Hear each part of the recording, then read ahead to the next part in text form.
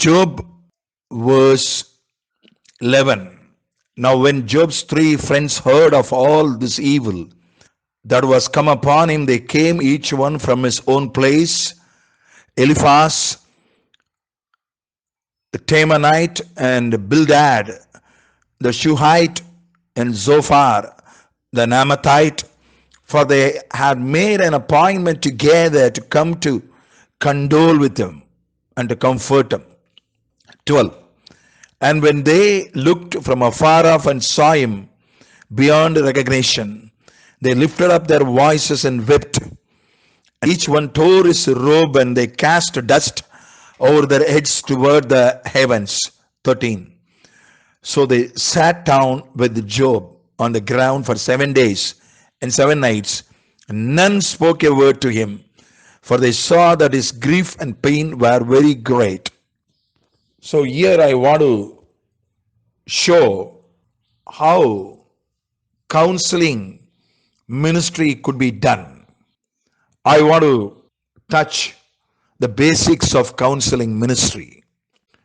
Counseling ministry is not preaching, it's not teaching. Preaching is introducing and promoting the gospel.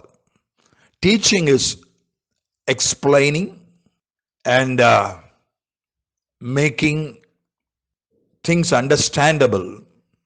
But counseling is not introducing nor explaining.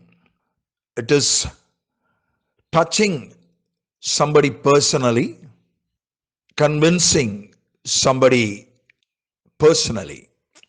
So Job underwent bad days. He lost his sons and daughters. He lost all the properties, and he lost his health.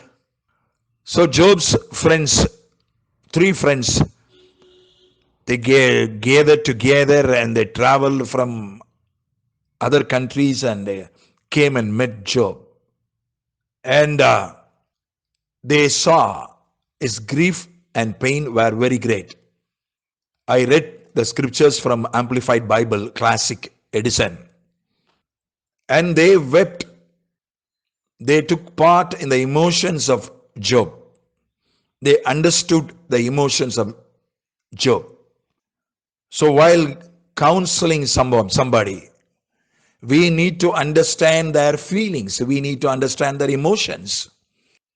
We should not despise their emotions, should not underestimate their emotions. We need to respect their emotions. We need to take part. Being friends, they wept. They tore their clothes and they put ashes upon them, being friends of Job.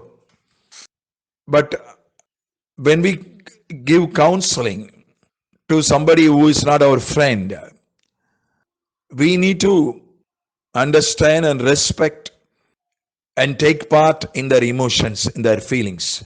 Secondly, they were with him for 7 days. More than 7 days. 7 days they were silent, sitting with him.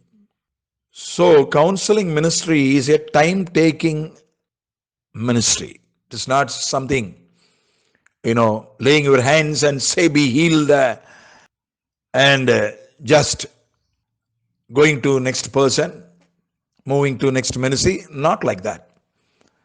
Simply preaching for 1 hour for 10,000 people in a meeting. It's not like that. It's a very personal and time-spending ministry. Not like teaching. Teaching you teach to 10 people, 20 people, even to 1,000 people for 1 or 2 hours collectively.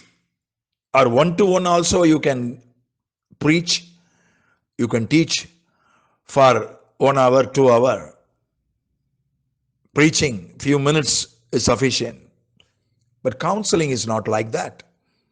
It's a very personal, one-to-one, always one-to-one, or to one family, or to one small team. You cannot give counseling to multitudes of people. You cannot give counseling to hundreds of people. You can advise hundreds of thousands of people, but you cannot give counseling.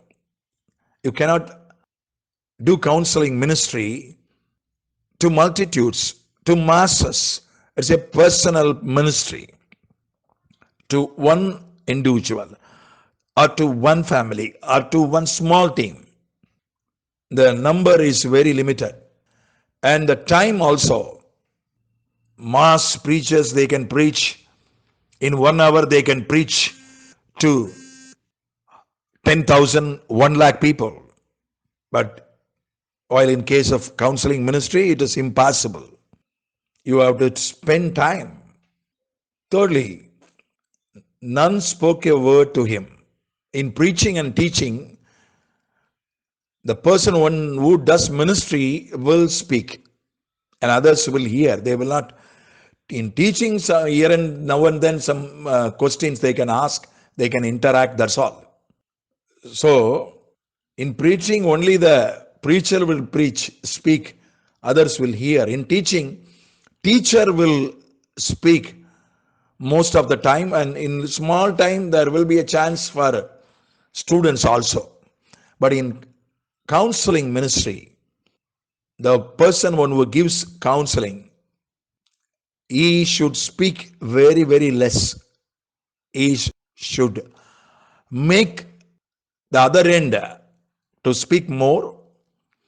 Who opened his mouth? Job opened his mouth. Chapter 3, verse 1. Job opened his mouth and spoke something. So make the other end to open his mouth and speak. That is counseling ministry. Let the other end, let the beneficiary, let the person who needs ministry, he has to speak more, he has to speak first. And the one who gives counseling ministry, does counseling ministry, he should speak less, hear more and speak less. Speak later on. Don't be in haste to speak. Be in haste to hear. These are the basics of counseling ministry. Counseling ministry is very, very less in the spiritual field. We need more peoples. Pastors are there, preachers are there, teachers are there, healers are there, prophets are there, miracle workers are there. We need counseling people who does counseling ministry. We need people, such people, more in thousands we need. So let God raise people to do counseling ministry. Amen.